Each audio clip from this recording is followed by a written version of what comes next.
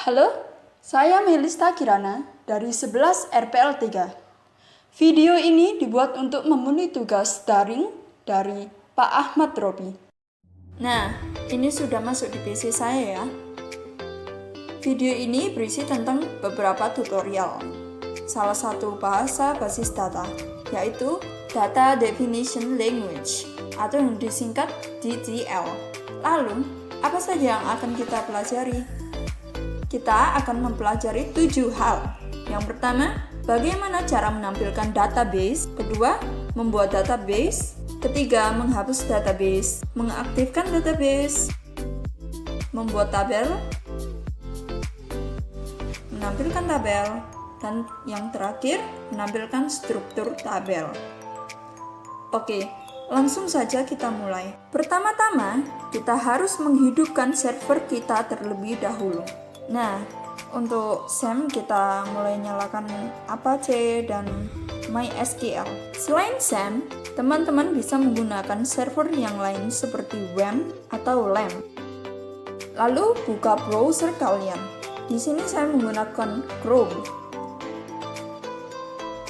Lalu buka Web Database Management, yaitu phpMyAdmin. Saya sangat sering menggunakan Web Database Management ini, jadi langsung saja. Nah, buat teman-teman yang belum pernah pakai phpMyAdmin, bisa dibuka atau diakses dengan mengetikkan alamat web. Nah, ini sudah masuk di phpMyAdmin saya. Oke, kita mulai. Yang pertama, bagaimana cara menampilkan database menggunakan query? Kita harus masuk ke SQL. Lalu query apa yang harus digunakan? Untuk menampilkan semua database yang ada di MySQL komputer, kita menggunakan query show databases. Jangan lupa dalam mengetikkan database harus ditambahkan S di belakangnya. Karena database yang pernah kita buat itu banyak atau lebih dari satu, dan ini hasilnya mirip bukan dengan yang ada di sini? Oke, selanjutnya bagaimana cara membuat database? Harus menggunakan query apa? Seperti tadi, masuk ke SQL lalu ketik create database. Lalu masukkan nama database yang akan kalian buat. Di sini saya menamai DB Toko. Lalu kirim. Lihat, dia langsung ada di sini. Oke, next. Bagaimana caranya menghapus database? Kita harus menggunakan query apa sih? Jika ingin menghapus, gunakan query drop database. Tapi sebelum itu, pilih terlebih dulu database yang mana yang akan dihapus. Saya memilih DB Toko. Lalu pilih SQL. Oke, kita ketik query-nya, drop database, dan ketik nama database yang sudah dipilih, DB Toko. Nah, jika kalian mendapat message seperti ini, kalian tak perlu khawatir. Kita keluar dulu dari phpMyAdmin, lalu buka text editor kalian. Entah itu Notepad++, Visual Code Studio, Komodo Edit, dan lain-lain. Di sini, saya menggunakan Sublime Text. Pilih File, Open File,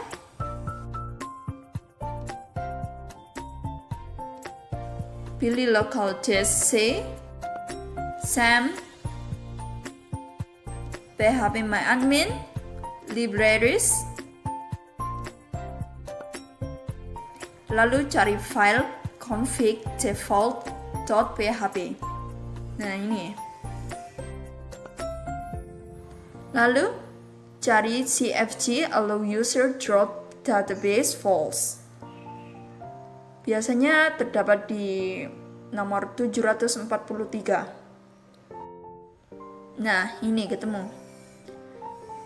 Lalu, apa yang harus dirubah? Kita harus merubah false menjadi true. Lalu save. Lalu, buka kembali phpMyAdmin.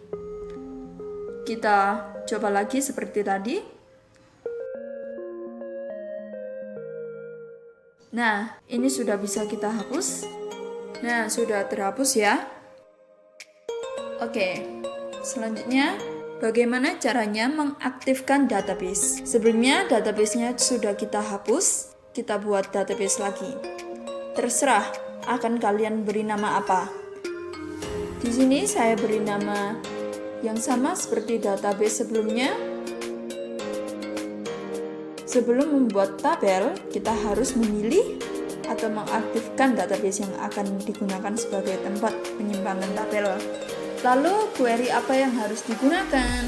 Query use, lalu nama database yang sudah dipilih sebelumnya.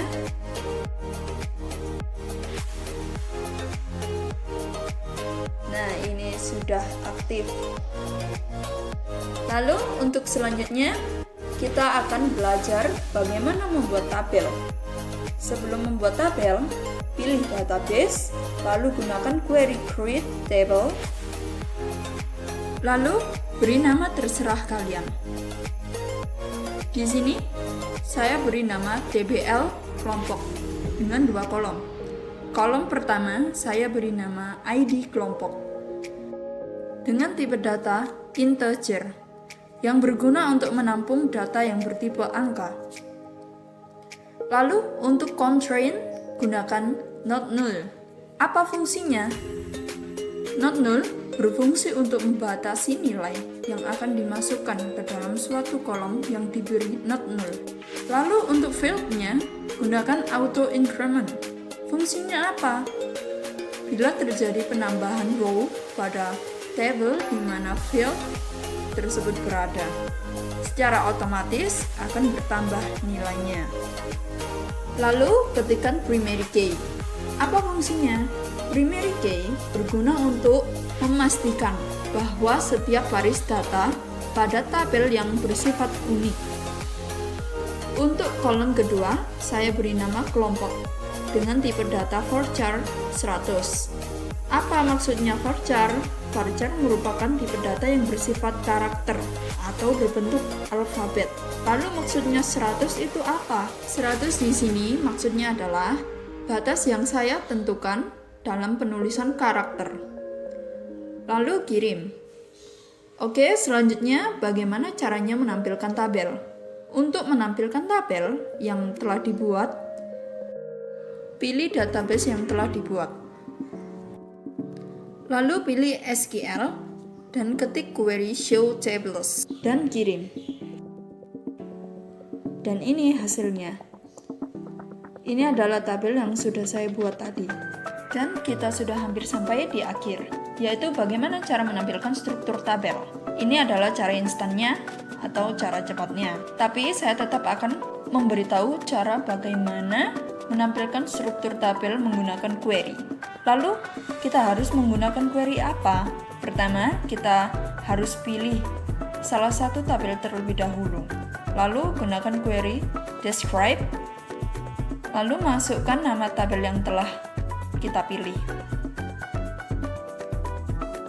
Dan inilah hasilnya. Ini adalah kolom yang telah saya buat tadi.